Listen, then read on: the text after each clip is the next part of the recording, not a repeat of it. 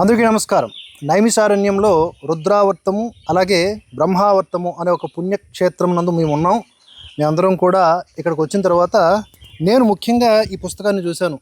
అత్యద్భుతమైన సనాతన ధర్మానికి సంబంధించిన పుస్తకం అనుకునే లోపల వీరు ముగ్గురు కూడా ఇందులో మొత్తం అంతా కూడా యాంటీ హిందూ భావజాలమే ఉంది. పేరు ఏమో జ్ఞానగంగ, కానీ ఇదంతా కూడా విషము నింపేటటువంటి ఒక భయంకరమైనటువంటి ఉన్మాదపూరిత పుస్తకం అని ఎక్స్పోజ్ చేయబోతూ ఉన్నారు. ఎందుకు ఆ మాట అన్నారో ఒక్కొక్కరిని అడిగి తెలుసుకుందాం. హిందూ జనశక్తి లలిత్ కుమార్ గారు, హిందూ ధర్మక్షేత్రం సంతోష్ కుమార్ ఘనపాటి గారు, శివశక్తి కళ్యాణ్ కుమార్ చెట్లపరి గారు, వరుసగా ఒకరి తర్వాత ఒకరు. లలిత్ కుమార్ గారు, మీరు చెప్పాలి. సో ఈ పుస్తకం ఎందుకు ప్రమాదకరమైనది, ఇది ఎందుకు హిందువులు గుర్తించలేకపోతున్నారు? మొదటగా ఈ పుస్తకాన్ని ఎవడైతే ప్రచురించాడో ఈ సంత్ రాంపాల్ అనే అతను ఒక క్రిమినల్ అండి.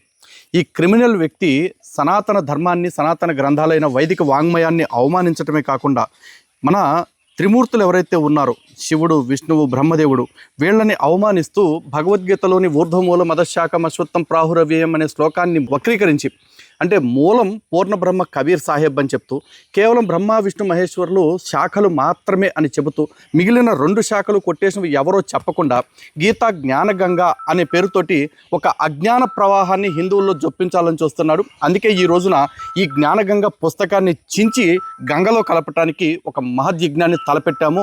ఈ బ్రహ్మకుండము, విష్ణుకుండము, రుద్రకుండం ఏదైతే ప్రదేశం ఉందో వీటి క్షేత్రంలో.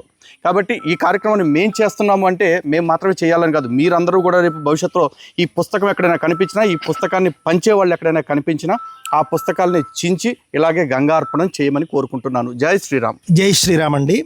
ఇది జ్ఞానగంగ అనేటటువంటి ఒక పుస్తకం ఉచితంగా తెగ పంచుతూ ఉంటారండి. ఉత్తినే మీరు ఒక అడ్రస్ ఇస్తే చాలు, ఫేస్బుక్లోను యూట్యూబ్లోను కూడా తెగ ప్రచారం చేసి ఇంటికి పోస్ట్లో పంపించేస్తూ ఉంటారు. ఎక్కడ పడితే అక్కడ ఉచితంగా పనిచేస్తూ ఉంటారు.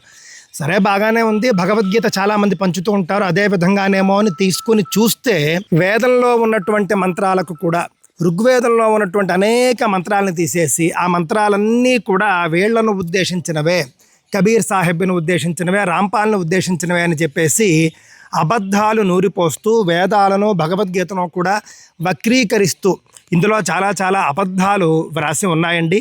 భవిష్యత్తులో ఎన్ని ఋగ్వేద మంత్రాలకు వీళ్ళు ఇందులోని అబద్ధపరాతలు రాశారో కూడా చెబుతాను. ప్రస్తుతానికైతే మాత్రం ఈ పుస్తకాన్ని సంపూర్ణంగా ఏం చేస్తూ ఉన్నాము అనంటే నిర్మూలన కార్యక్రమం చేస్తూ ఉన్నాం నీటి ద్వారా. అందరికీ జై శ్రీరామ్. నేను కళ్యాణ్ అండి, శివశక్తి. ఈరోజు బ్రహ్మకుండం దగ్గరికి నైమిషారణ్యంలో తీర్థానికి వస్తే ఇక్కడ ఈ జ్ఞానగంగ అనేటటువంటి ఒక పుస్తకం ఏదైతే ఉందో అది మాకు ఇక్కడ కనిపించింది. అంటే ఎవరో తెచ్చి ఇక్కడ పెట్టారు అనేటటువంటిది మనకు అర్థమవుతుంది. అన్నం ఉడికిందో లేదో తెలుసుకోవడానికి ఒక మెతుకు సరిపోతుంది. అసలు ఈ పుస్తకం అట్ట చూస్తేనే ఇది ఎంత ప్రమాదకరమైన పుస్తకమో తెలిసిపోతుంది.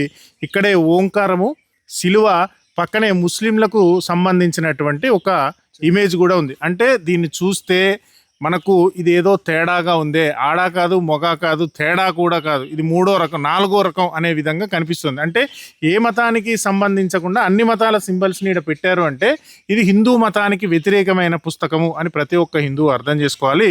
ఈ సంత్ రాంపాల్ అనేటటువంటి వ్యక్తి ఒక కేసులో క్రిమినలు. ఈ జ్ఞానగంగ అనే పుస్తకమే కాకుండా గీత నీ జ్ఞానామృతం అనేటటువంటి ఇంకో పుస్తకాన్ని కూడా ఉచితంగా పంపి భగవద్గీతలో లేని శ్లోకాలు, ఇస్లాము, క్రిస్టియానిటీ, బైబిల్, ఖురాన్కి సంబంధించిన అనేక అంశాలని ఇందులో జోడించి మన సనాతన ధర్మాన్ని నాశనం చేయాలని ప్రయత్నం చేస్తున్నారు. ఇలాంటి దొంగ బాబాలు, వీళ్ళ మీద ప్రతి హిందూ అప్రమత్తంగా ఉండండి. ఈ పుస్తకాన్ని ముక్కలు ముక్కలుగా చింపేసి ఈ బ్రహ్మకుండంలో వదిలేయదలుచుకున్నాము. ప్రతి హిందువు దీన్ని ఆదర్శంగా తీసుకోండి. జై శ్రీరామ్.